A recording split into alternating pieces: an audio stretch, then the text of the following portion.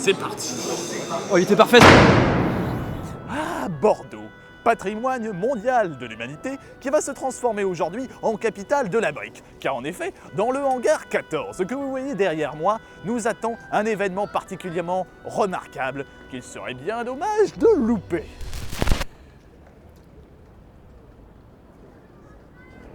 Tu es dans le cadre? Effectivement.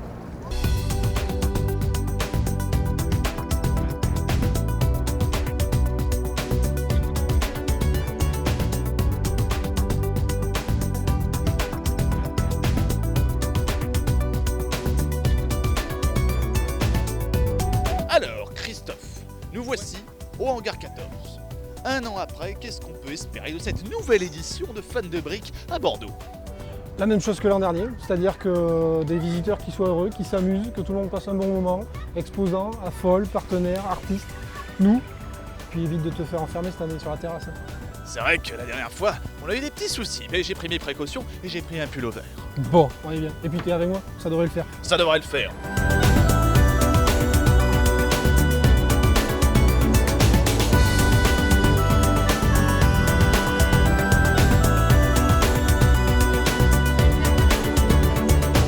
Deux festivals, donc Art en Brique qui met à l'honneur donc, nos artistes avec photographes, peintres, sculpteurs, ébénistes, métallurgistes, voilà. L'univers Lego, en dehors de la petite brique qu'on connaît tous, voilà, montrer qu'il y a autre chose derrière. Et Cinébrique, la mise à l'honneur des briques films, des films en stop motion, on voulait vraiment encore développer ça et on a créé une salle de cinéma à l'intérieur.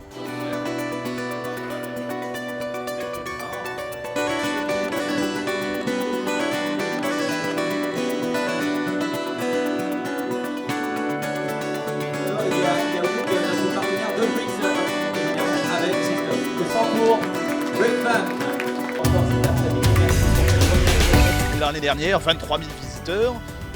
Fondamentalement, vous êtes la première exposition de Lego français. Ça fait quoi d'être numéro 1? Tu sais quoi, je m'en fiche. En fait, moi je m'amuse, je passe un bon moment. C'est toujours flatteur, ça serait mentir que de dire que c'est pas flatteur. Mais c'est pas le nombre de visiteurs pour moi qui compte, c'est ce que je dis depuis le début, c'est moi je veux des visiteurs qui ressortent avec la banane. Voilà. Ils se sont amusés, ils ont joué avec du Lego, ils ont discuté. On est là, c'est une chambre géante. Après, peu importe le nombre d'amis qu'on va avoir, c'est des amis et on s'est amusé. On se revoit pendant le week-end? Ah oui, t'as intérêt. J'espère bien. Allez, on est parti.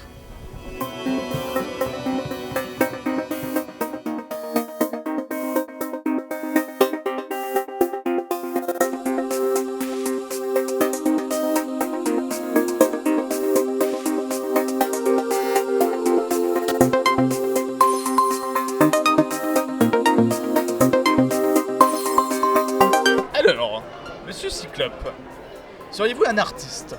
Ah, je croyais que vous alliez me dire, seriez-vous anarchiste? Un artiste, je sais pas, anarchiste sûrement, oui. C'est quoi un anarchiste?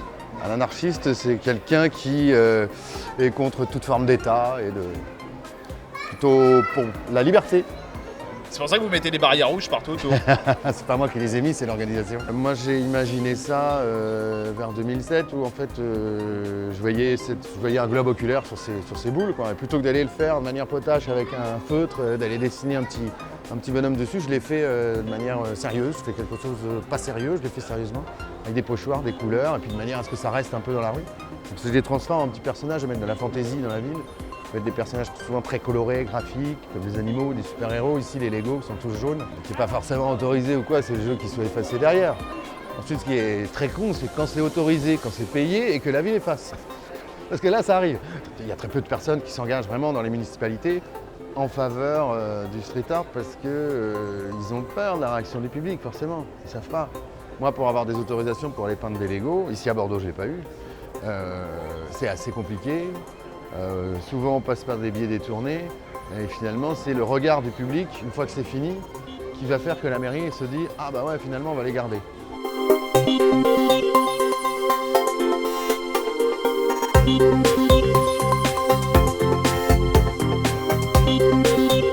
J'ai deux enfants, dont un qui est absolument passionné par les Lego, la petite figurine là. Et un jour, en hiver, il m'a demandé gentiment de lui faire une peinture Lego. Bon, j'ai dit écoute, oui, ça va, j'ai un peu de temps, là c'est l'hiver, je vais t'en faire une. Ah, j'ai trouvé ça sympa à réaliser au niveau des couleurs, au niveau des formes. Bon, une deuxième, je la place dans mon atelier, paf, vendue. Une deuxième, paf, vendue. Ah, je me suis dit, si ça plaît à mon fils et aux autres, bah allons-y, hein. Donc voilà, je suis partie dans tout ce que vous voyez là, à faire des peintures de personnages divers et variés. C'est dessine-moi un Lego. C'est ça, on pourrait dire ça. C'est dessine-moi un Lego et tu continues. Est-ce que vous vous êtes mis au Lego du coup? Moi, non. Je laisse ça à mes 3 enfants. J'ai 2 enfants et un mari, je leur laisse ça. Moi, je m'occupe de la partie picturale. Hein. Mais c'est mes secrétaires, hein, parce qu'ils me disent quoi faire, les personnages qui sont en vogue, ceux qu'il faut assembler, parce que je ne connais pas tout, moi, dans les Star Wars, tous les personnages, les noms, etc. Donc c'est vrai que c'est eux qui me disent souvent, tiens, tu devrais faire ça, ou assemble tel personnage avec un autre. J'ai un charme flou. Oh! Ouais, tu l'as en vidéo, ça c'est cool. Ouais. ça tu gardes ça.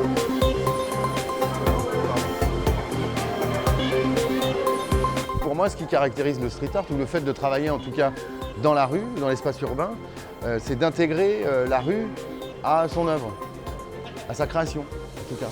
Et pas seulement venir plaquer un dessin collé rectangulaire sur un mur. Je ne vois pas l'intérêt de le faire dans la rue, si ce n'est le fait de faire voir son image par le plus de gens possible. Ça peut s'apparenter à une sorte de pollution ou c'est imposer au moins quelque chose. Le street art, c'est très large, c'est pas forcément dans un seul pays, c'est international. Voilà, il y a plein de langages différents, le graphe en fait partie ou en fait pas partie. Est-ce que le street art doit être éphémère ou pas? Est-ce qu'il doit être vendu en galerie ou pas? Est-ce qu'il doit être vandale ou autorisé? Ça, c'est des questions dont on n'a pas encore de réponse. Et est-ce qu'il faut forcément y répondre?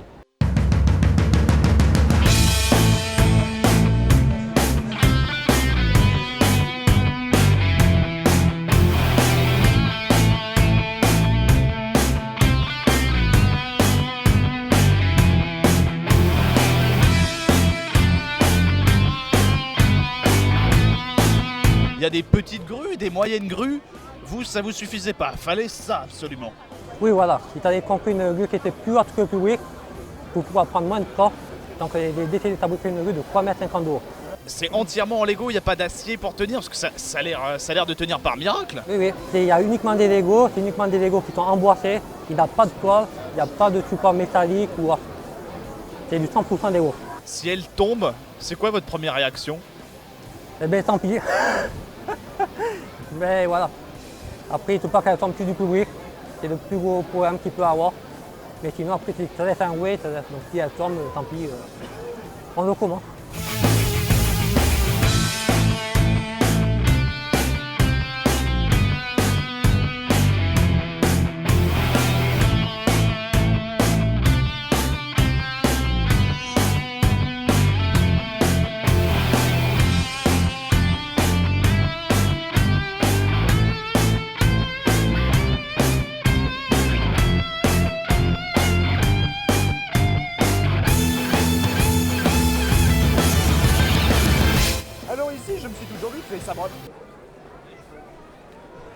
Ici, je me suis toujours dit que les sabres laser en Lego, c'était de tout petits bâtons faits de 2 ou 3 pièces. Mais apparemment, à ce que je vois, c'est tout le contraire ici.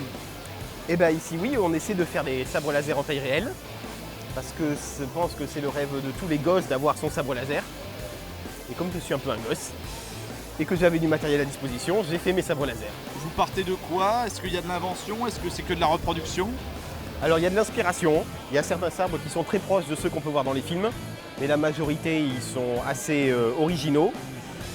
Souvent la façon de les faire c'est de l'improvisation, j'assemble des pièces, je vois ce que ça donne. Ça peut donner un truc très moche que je bazarde ou ça peut donner un truc assez design qui va se retrouver intégré dans un manche de sabre laser. Le nouveau sabre laser avec les empennages sur les côtés, vous en pensez quoi? Jamais dans ma collection. Ils ont pété une durite? Un symbole trop religieux à mon goût, en forme de crucifix, j'y crois pas trop.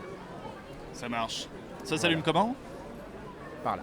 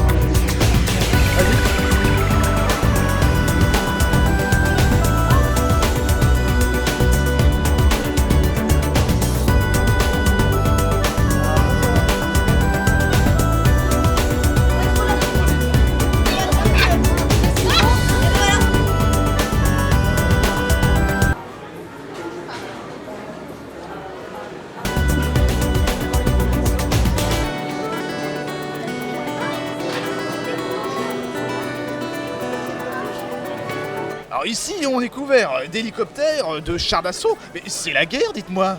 Non, pas encore, ça va, c'est pas la guerre. C'est représentation du monde militaire moderne et ancien via le fait de briques Lego, effectivement. C'est pas la guerre. Beaucoup d'hélicoptères parce que je suis ancien de l'armée de terre, donc de la LAT, de l'aviation légère de la terre.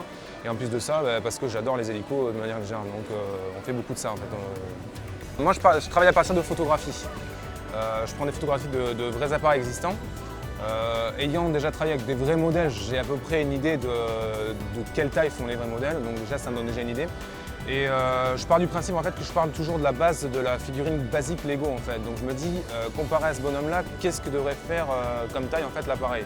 Donc à partir de là, je prends des photos, je prends les vraies mesures sur des plans en fait en vrai, je sais à peu près quelle taille font les appareils en réalité. Je fais mon montage, je mets la brique à côté pour voir, enfin le bonhomme à côté pour voir une fois fini à peu près si je suis à peu près aux dimensions. Et après, je corrige les angles et les pièces qui ne vont pas en fait, au niveau de la forme, etc. Alors si on regarde sur l'histoire du jouet, ce qu'on avait souvent, c'était les petits chevals de bataille, les petits soldats de plomb, les petits jeux d'échecs de bataille, de choses comme ça. Pourquoi comment ça se fait qu'on a tous envie de jouer à la guerre? Je pense que c'est dans les gènes. C'est dans les gènes. Après, on ne peut pas refouler 65 millions d'instincts de chasse, comme dirait Ian Malcolm. Mon fils, il est encore tout petit, il ne comprend pas forcément ces choses-là. Je sais que c'est des jouets que je lui laisserai à portée de main, mais il a aussi les Star Wars avec lesquels il jouera sans problème. Star Wars, il y a effectivement la licence, mais c'est quand même des bonnes grosses bastons de guerre et de combat. Il y a quand même des morts. Enfin, ça reste du cinéma, ça reste très beau à voir, il y a du laser, etc. Ça n'en reste pas moins violent. Quand même un côté violent, quoi. Suite aux attentats qu'il y a eu, il y a pas mal de magasins de jouets qui ont retiré de leur rayon les répliques d'armes, les trucs un peu trop ressemblants. Vous en pensez quoi? C'est peut-être un peu trop loin ou non? C'est justifié? Alors je sais pas si je peux vraiment donner mon avis, en fait, étant fan du principe militaire et des armements, en fait. La seule chose qu'il y a à dire, c'est qu'il ne faut pas que les gens rentrent dans une psychose. Effectivement, ce qui s'est passé, c'est très moche, c'est même horrible. C'est pas le genre de choses qu'on souhaite, mais les gens qui ont fait ça n'ont rien à voir avec des militaires. En fait, ce sont des terroristes qui sont là pour imposer un régime de peur et de terreur, d'où le nom. Le côté militaire, les militaires en eux-mêmes en fait sont des personnes qui sont habilitées à se servir d'une arme, à se servir de leur pouvoir, de leur pouvoir létal en fait, et qui savent s'en servir quand il le faut, s'il le faut. Donc c'est eux qui prennent la décision, et comme chaque personne, une arme, tant qu'elle n'est pas chargée, qu'elle n'a pas d'utilisateur, elle ne tue personne. C'est l'humain qui prend la décision de tirer, c'est là qu'est la différence. Maintenant, que les magasins de jouets les enlèvent, oui, d'un côté psychologique, effectivement, ça peut être étrange, mais si c'est un mal nécessaire pour éviter tout amalgame, il faut le faire.